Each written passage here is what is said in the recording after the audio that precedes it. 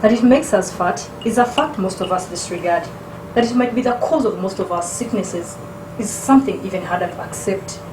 But what is acceptable to most is that sugar is sweet and it is addictive in whatever form it's taken. And this is where the danger lies. Sugar comes in two forms. In its natural occurrence, when you eat a fruit, there is sugar. That type of sugar is called fructose. When you eat corn, there is sugar in corn. Okay? When you eat rice, there is sugar in rice. When you drink milk, there is lactose, which is another sugar in milk. Sugar substitutes come in two forms, natural and artificial. From sugar cane, you extract out the sucrose to make sugar. Others are honey, maple syrup and nectar.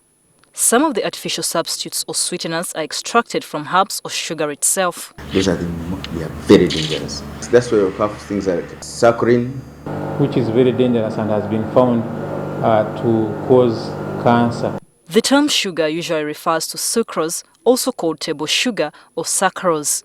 It is a white crystalline disaccharide, often obtained from sugarcane or sugar beet. Many people take table sugar to be empty calories because it provides only energy.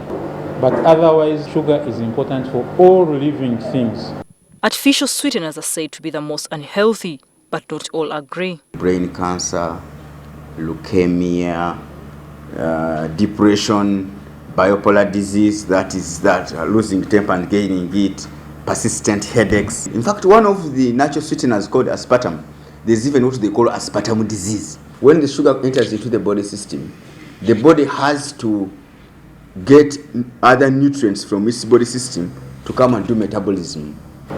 You will know how important sugar is once sugar levels go down. One has to feel hungry. Men who have a sweet tooth should be more afraid.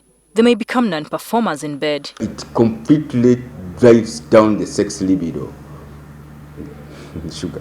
That one is true. Some experts argue that eating excessive amounts of sugar does not increase the risk of diabetes, but others believe it does. If one takes too much sugar, he can get obese, and with obesity, diabetes may also come in. Low blood sugar in diabetics is much more dangerous than high blood sugar because low blood sugar can kill a person within 10 minutes, while high blood sugar may not kill that person even for a month.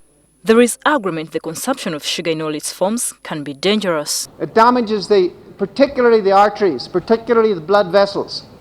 And if the blood vessels to our eyes are damaged, then that will give us problems with eyesight. If the blood vessels to our toes are damaged, that will give us problems with ulcers. One should also minimize wheat products because wheat is changed into sugar and that sugar goes into the blood as quickly as almost the sugar itself.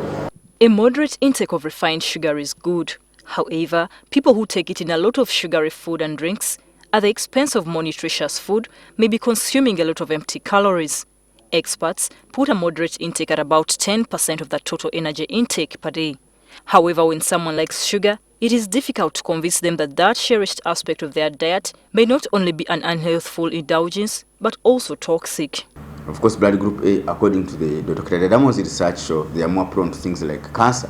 And then you are taking sugar and so on, then you have a problem. A sickness from sugar that almost all schools of thought agree to is tooth decay. These days, whenever a kid is having a flu, a cough, is given syrups. These syrups, sweets, cakes, all of these are likely to damage teeth. So, if people give up on sugar altogether, what are the alternatives? Most of the genotypes, we advise them to leave sugar. Then there are those whom we allow only to take a molasses. If you want sweetness, don't prefer honey to sugar because honey itself contains mostly simple sugars. Even when you take nothing, you should know that you need sugar in a way, which you can take in other forms. In fruits, for example, because fruits will give you other substances called antioxidants which are very useful. One can actually take minimal amounts of sugar. One does not have to completely divorce himself from sugar.